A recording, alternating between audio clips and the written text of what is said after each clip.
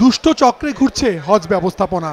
কারণ যে 259টি হজ এজেন্সি হজ যাত্রী পাঠাচ্ছে তাদের মধ্যে এবারও কিছু প্রতিষ্ঠানের অনিয়মে তৈরি হয়েছে বিশৃঙ্খলা।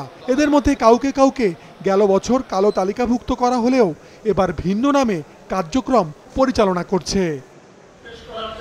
যেমন আকবর হজ গ্রুপকে একাধিকবার শাস্তি ও লাইসেন্স বাতিলের পর প্রতিষ্ঠানের মালিক ফারুকি এবার আল রিসান ও নর্থ বেঙ্গল ট্রাভেলসের মাধ্যমে অন্তত 700 হজযাত্রীর কাছ থেকে টাকা নিয়ে তাদের ভোগান্তিতে ফেলেছে, জানিয়েছে ধর্ম মন্ত্রণালয়।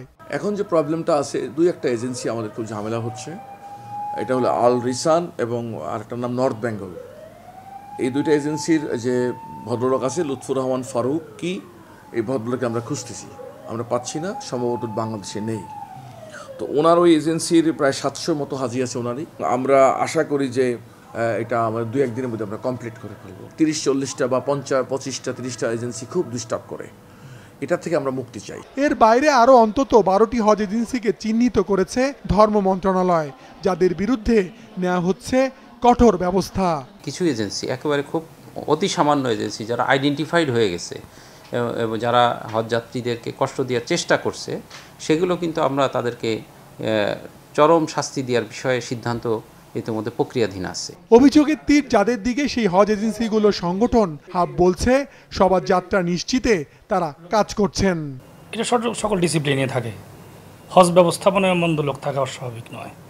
তবে মন্দদেরকে এখানে শাস্তির আওতা আনা হয়, তাদের লাইসেন্স বাতিল করা হয়, তাদের জরিমানা করা হয়। আমাদের মূল কাজ এখন সকল হজযাত্রীদেরকে হজে প্রেরণ করা। এখন আর ভিসার কোনো শঙ্কা নাই। হজযাত্রার বাকি 21 দিনে যাওয়ার অপেক্ষায় আছেন আরও প্রায় 51,000 জন।